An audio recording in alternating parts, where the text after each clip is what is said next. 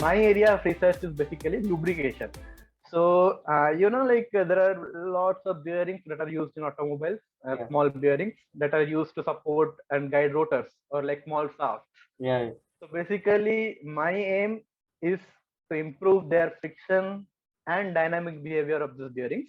So basically, there is one category of bearing where you need to put some oil Mm-hmm. or air Mm-hmm. to run that bearing. So my research proposal is basically to be specific lubrication in fluid film bearing.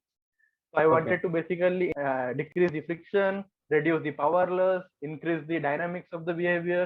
So Mm-hmm. related to that thing. And one more interesting part of my research is that for the conventional bearings, whatever that are used in the industries, they use basically oils to Okay. lubricate those bearings. So, but those oils are hazardous, like they are not environmental friendly. So, Mm-hmm. what I am thinking is that what what if we will replace those oil by air, that is the atmospheric air. So these are that is called as the air bearings. So the Okay. bearings will be lubricated with the atmospheric air. So that will be like green thing, like green lubricant of thing, which will be not hazardous to the environment. Yeah. Okay. So basically, this ball bearings and all, those I think no need of any lubrication. So it's like, how do you Yes. define this lubrication? Okay. So ball bearing is one category of this lubrication aspect. So even in ball bearings, we put grease, we put oil to lubricate this ball bearings. Okay. Mm-hmm. Without lubrication, the bearing will immediately fail. Mm-hmm. One more category of the bearing is that non-contact type of bearing. So ball bearings, you can see that the balls are directly contacting with the races and all those things. Yeah. But there are one more category of bearing, that is called hydrodynamic bearing or aerodynamic bearing, where there is no contact between Okay. the shaft and the bearing. So Mm-hmm. there will be very thin film of lubricant like Mm-hmm. oil or air that will be used to lubricate the bearing. So like I can give you an example. Uh, let's say there is a wet surface is there, Okay. okay, and you are riding a very high speed car. Okay. So have you observed the phenomenon of skidding? Yeah. Yeah. Yeah, so basically that skidding is called as hydrodynamic lubrication. So the tire is there, your tire like vehicle, the tire of your vehicle is there, and the road is there, Mm-hmm. and in between the tire and road there is a very thin water film.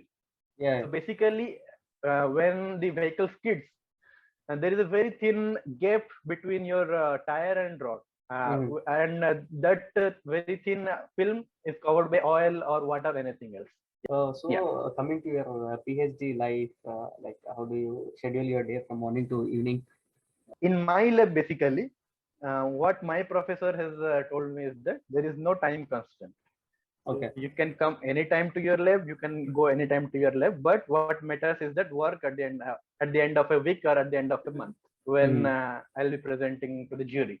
Mm-hmm. So I guess for most of the IIT students, IIT Delhi students, there is no time constraint, which I like this thing very much. Like there is no time constraint. I can come at around 2 a.m. or 3 a.m. whatever is there. That's up to my choice. So I don't have a proper time schedule to come to this lab. Whenever I get some idea or whenever I find that I'll work efficiently, I'll come to my lab and work. Yeah. Okay. Is there any Yeah. requirement for number of publications or like for completing this PhD program? Okay, so as such, there is no requirement. You can Mm-hmm. get a PhD with zero publication and zero conference proceedings. But this PMRF thing mandates that you need to appear for a yearly review after like every year. Yeah. So, and in that review, they are asking for publication.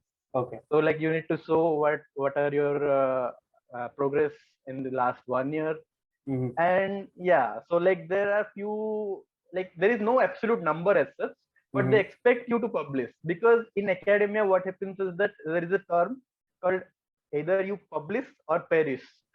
Uh-huh. So like yeah, so like if you cannot publish, you will definitely perish in the academia. So that I have learned after joining PhD. Till now, like I have filed two patents Two on these patents? bearings. Yeah, two patents. I have Oh, filed these two patents, okay. and three publications I have made in international journals. Okay, Okay. so like what my process is that, let I have a idea. So first I'll file the patent, Mm-hmm. and after that I'll publish the paper in some journal. Because if you publish something first, then you It will cannot be apply open. for a patent. Yeah, it will be open. You cannot patent that. So my criteria is that first you do the filing of the patent, then you publish. So yeah, so 3 publications till now and 2 patents, and some are in the pipeline. Okay, Oh. few articles are in the pipeline. And again, one more negative point of my research is that for this pandemic, many conferences they are not scheduling. So like I just attended one conference in I guess December 2018. After that, I couldn't attend any of the conferences. So let's see. Like next year, I'll try to attend. But again, this pandemic is just